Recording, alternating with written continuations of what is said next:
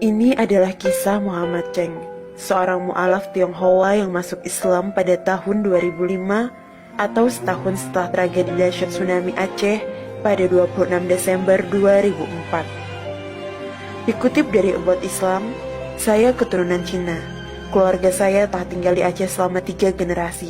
Kami adalah pedagang. Nenek moyang saya datang ke bagian yang sangat islami di Asia Tenggara ini untuk berdagang. Mereka tetap tinggal karena mereka menemukan lingkungan yang kondusif. Para penguasa adil, ramah, dan tidak mengganggu kita. Keluarga saya menjaga tradisi Tiongkok kuno, mereka untuk melakukan dan menyembah leluhur kita. Dan saya melakukan hal yang sama. Sebelum saya membuka toko saya biasanya memberikan persembahan kepada altar nenek moyang kita. Siang hari saya mengulanginya untuk menawarkan dupa beberapa kali. Toko saya sangat dekat dengan Masjidil Agung. Saya bisa mendengar panggilan untuk sholat atau azan setiap hari. Saya baru saja akan membuka toko saya di dekat Masjidil Agung Banda Aceh pada tanggal 26 Desember 2004. Itu adalah pagi yang biasa. Cuaca bagus, tidak ada yang luar biasa. Setidaknya sepertinya begitu, tapi ada yang aneh. Burung-burung berhenti bernyanyi. Dan kucing yang biasanya menunggu di depan toko saya untuk sisa makanan tidak ada di sana. Saya tidak begitu memperhatikan peluang ini. Namun, tiba-tiba ada suara gemuruh yang kuat dan keras. Saya berlari keluar. Itu pasti gempa bumi, kataku pada diri sendiri. Orang lain juga keluar dari toko mereka, tetapi setelah beberapa menit kami semua kembali ke dalam. Namun, setelah beberapa saat orang-orang berlari dan berteriak, "Air laut datang!" Saya bingung. Meskipun saya mengerti kata-katanya, saya tidak tahu apa artinya. Saya keluar lagi. Orang-orang histeris dan berlari menuju masjid sambil berteriak. Dan kemudian saya melihat air mengalir. Saya segera berlari untuk mengambil kemenyan. Saya ingin meminta bantuan lalu saya. Namun lebih banyak air yang datang, mengalir di jalan dan menuju masjid. Saya menjadi takut dan berlari ke atas. Saya menyaksikan tsunami dari balkon kecil.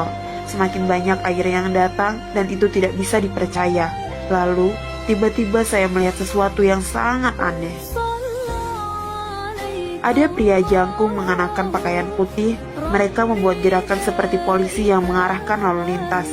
Mereka berdiri di berbagai tempat di depan Masjid Agung. Dan air mengikuti arahan mereka. Air membelah beberapa meter di depan masjid dan mengalir di sisi kanan dan kiri masjid. Namun, lebih banyak air yang datang. Kekuatan penuh laut hanya mendorong jalannya ke kota dan menuju masjid. Orang-orang berpakaian putih itu tidak lari seperti orang lain. Padahal ratusan orang bergegas menuju masjid, berlari untuk keselamatan hidup mereka. Beberapa orang jatuh dan air melahapnya. Saya melihat semua ini dari balkon saya. Semakin banyak air, anehnya, saya menyaksikan air tidak masuk ke dalam masjid. Lalu tiba-tiba, lebih banyak pria berpakaian putih muncul dan mereka mengangkat masjid. Iya, mereka mengangkat masjid, seluruh masjid. Tepat di atas tanah dan air menyembur di bawahnya. Saya benar-benar terpana. Apa itu tadi? Jika seseorang memberitahu saya apa yang saya lihat, saya tidak akan percaya padanya. Tidak pernah. Tetapi saya melihatnya dengan mata kepala saya sendiri. Tuhan betul-betul melindungi masjid ini, kataku dalam hati lagi dan lagi. Beberapa minggu setelah bencana tsunami yang mengerikan ini, saya mendorong diri saya untuk menceritakan apa yang saya lihat kepada penjaga toko muslim di sebelah toko saya. Dia menyarankan saya untuk menemui imam masjid. Saya berjalan ke arah masjid dengan ragu-ragu. Ini adalah pertama kalinya dalam hidup saya untuk memasuki komplek masjid. Meskipun pada dasarnya saya telah tinggal di sebelahnya di sepanjang hidup saya. Imam mengenali saya dari kejauhan dan keluar untuk menyambut saya. "Selamat pagi, ada yang bisa saya bantu paman?" Dia menyapa saya dengan sopan. "Aku perlu bicara denganmu," jawabku. Kami duduk dan saya menceritakan seluruh kisahnya. Dia duduk diam, air mata mengalir dari matanya. Setelah saya selesai, kami hanya berpelukan. Pelukan alami inilah yang dipertukarkan oleh orang-orang karena mereka mengalami pengalaman mengerikan yang sama. Imam berkata, "Paman, apa yang kamu lihat adalah malaikat Tuhan mengikuti perintahnya. Allah ingin agar masjidnya tidak akan dihancurkan oleh tsunami yang menghancurkan ini." Paman, mungkin Tuhan ingin menunjukkan sesuatu kepada Anda untuk membawa Anda lebih dekat kepadanya, karena Dia mencintaimu. Karena Dia melihat Anda adalah pria yang baik. Dia ingin memberi Anda kebahagiaan di dunia ini dan surga di akhirat. "Apakah Anda ingin menjadi muslim, Paman?" tanyanya hingga membuatku tertegun. Bagaimana saya bisa menjadi muslim? Saya kaget dengan pertanyaan imam itu. Hal-hal itu sangat membingungkan saya. Bagaimana saya seorang Tionghoa bisa menjadi muslim? Sebagai orang Tionghoa, kami memiliki tradisi, ritual, dan kepercayaan kami sendiri. Tanpa menjawab pertanyaan imam itu, saya kemudian berterima kasih kepada imam dan pergi. Kemudian saya kembali ke toko saya. Saya menutup pintu hari itu dan hanya duduk diam di sudut.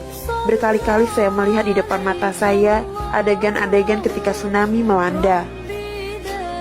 Pria-pria berpakaian kain putih mengarahkan air mengangkat masjid. Malaikat Tuhan melakukan pekerjaannya. Dan saya diizinkan untuk menyaksikannya. Saya tidak membuka toko saya selama 2 hari. Saya hanya duduk di sana dan merenung. Pada hari ketiga, ada seseorang mengetuk pintu. Dia adalah imam masjid yang mencari saya. Dia khawatir karena dia melihat toko saya tutup selama 3 hari, dan itu belum pernah terjadi sebelumnya. "Saya sedang berpikir, Imam," ujarku. "Saya pikir kamu benar. Tuhan memberi saya tanda, bahkan pertanda besar. Saya seharusnya tidak menjadi bodoh sekarang dan lupakan saja. Bisakah Anda memberitahu saya cara menjadi seorang muslim?" tanya saya. Imam tersenyum sambil berkata, "Paman, sangat mudah. Kamu hanya perlu melafalkan kata-kata ini." Dan dia menunjukkan selembar kertas. Saya melafalkan 2 kalimat syahadat. Asyhadu alla ilaha illallah wa asyhadu anna Muhammadar Rasulullah. Dan seolah-olah cahaya toko memenuhi toko saya. Sejak hari itu, imam datang setiap hari untuk mengajari saya tentang Islam. Dia menunjukkan saya bagaimana cara berdoa dan membaca Al-Quran. Dan setelah saya bisa sholat, saya juga ikut sholat di Masjidil Agung. Dan itu adalah salah satu hal terindah dalam hidup saya. Alhamdulillah. Sahabat belajar Islam, semoga cerita ini bermanfaat. Wassalamualaikum warahmatullahi wabarakatuh.